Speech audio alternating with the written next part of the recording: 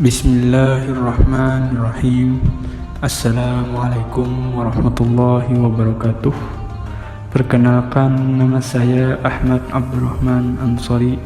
Nomor pokok mahasiswa 21125604. Jadi di sini saya akan menjelaskan tentang materi ilmu dan pengamalan. Sebelumnya saya mengucapkan terima kasih kepada teman-teman yang sudah meluangkan waktunya untuk menonton maupun memperhatikan penjelasan dari saya ini. Jadi langsung saja kita masuki kepada isi materinya. Dari sudut pandang Al-Quran, sebagaimana dinyatakan dalam wahyu pertama, ilmu itu ada dua macam. Pertama, ilmu yang diperoleh tanpa usaha manusia disebut ilmu laduni. Kedua, ilmu yang diperoleh melalui usaha manusia disebut juga dengan ilmu kasbi. Kalimat tentang ilmu kasbi lebih banyak daripada kalimat tentang ilmu laduni. Pembagian ini didasarkan pada visi Al-Quran yang mengungkapkan keberadaan hal-hal yang ada, tetapi tidak diketahui melalui usaha manusia. Ada bentuk yang tidak terlihat seperti yang dikatakan berkali-kali dalam Al-Quran. Karena filosofi dasar Islam adalah iqra atau membaca, maka kebenaran fundamental Islam menuntut setiap muslim untuk rajin membaca. Seorang alim dan alamah mengenali diri sebagai seorang muslim tetapi tidak mau membaca, malas membaca, berarti mengingkari keislaman diri sendiri. Sebaliknya enggan, bahkan menghina keislaman diri sendiri. Ciri iman yang benar adalah rajin membaca. Kemunafikan atau ketidakmampuan terjadi karena penolakan untuk membaca. Pernyataan ini semakin jelas karena wahyu pertama Islam yang diturunkan Allah adalah perintah untuk membaca sendiri, sebagaimana firman Allah dalam Quran surah Al-Alaq yang berbunyi, A'udzubillahi minasyaitonirrajim, Iqra bismi rabbikal ladzi khalaq, khalaqal insana min 'alaq, Iqra wa rabbukal akramul ladzi 'allama bil qalam, 'allamal insana ma lam ya'lam. Dari ayat ini dapat dipahami bahwa titik tolak orang yang secara sah mengikuti Islam bukan hanya keyakinan, tetapi juga persepsi bacaan, qira'a atau iqra sekaligus. Jadi iman dan kesadaran membaca ibarat mata uang yang dapat dilihat dari kedua sisi dan keduanya tidak dapat dipisahkan. Kemudian metode perolehan ilmu menurut Al-Quran ini ada 3. Yang pertama itu Haji Abdul Mu'in Salim mengatakan bahwa ilmu yang diperoleh dalam usaha seperti membaca disebut ilmu yang diolah atau ilmu kasbiyun. Sedangkan ilmu yang diperoleh tanpa usaha ditambah dengan ilmu yang melimpah adalah ilmu wahabiyun. Selain itu ada jenis ilmu lain yang disebut ilmu rasa atau ilmu syuru'iyun. Jadi ilmu kasbiyun ini yaitu ilmu yang diperoleh manusia dari luar melalui pengalaman hidup atau melalui usaha yang disengaja. Misalnya jenis pertama adalah pengetahuan lingkungan yang merupakan bagian dari kehidupan manusia, seperti halnya matahari terbenam di barat dalam bentuk yang lebih kompleks. Pengetahuan budaya diwariskan secara tidak sadar, sedangkan tipe kedua seperti membaca artikel yang sudah ada dan dalam bentuk yang lebih kompleks adalah melalui penelitian.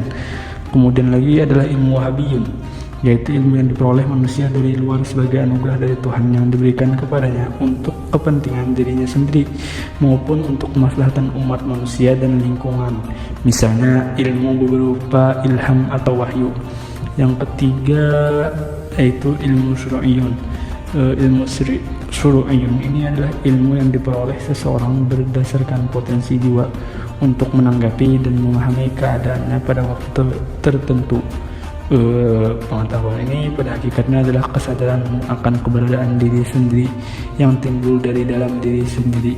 Misalnya rasa mengetahui ini adalah persepsi jiwa yang lebih sedih, bahagia, disengaja, atau pendendam. Semua kondisi ini diketahui oleh pemiliknya sebagai potensi alamiah setiap orang dan sebagian dari kodratnya sebagai makhluk hidup.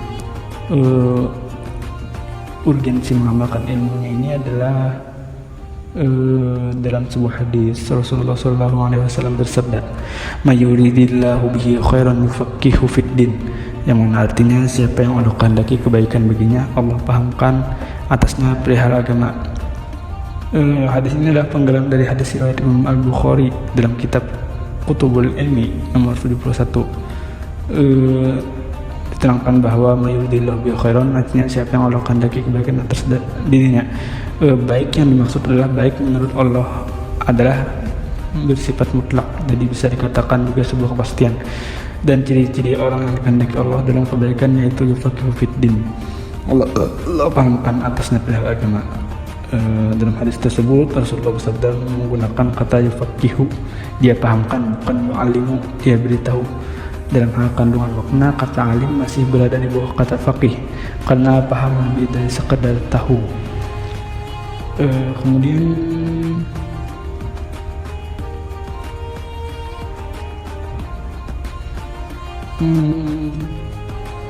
kewajiban untuk ilmu ini kan, jadi kenapa pentingnya ilmu itu adalah kesimpulannya ilmu ini sangatlah penting karena apapun yang kita dasari atau ingin kita lakukan harus didasari dengan ilmu. Apapun amalan atau pekerjaan juga harus didasari dengan ilmu, karena tanpa ilmu maka semuanya itu akan hancur. Bahkan pekerjaan seperti kuli sekalipun kita juga membutuhkan ilmu.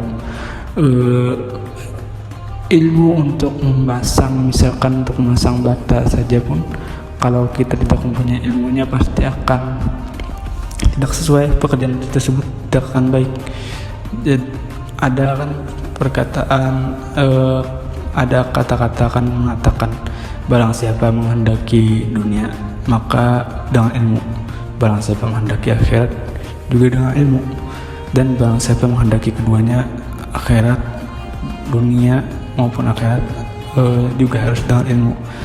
Di sini menunjukkan bahwa kedudukan ilmu itu sangat penting, yaitu modal yang paling mahal adalah mempunyai ilmu atau skill. Saya rasa penjelasan dari saya cukup sampai sini saja. Apabila ada salah dan khilaf mohon dimaafkan. Wabillahi taufiq wal hidayah. Wassalamualaikum warahmatullahi wabarakatuh.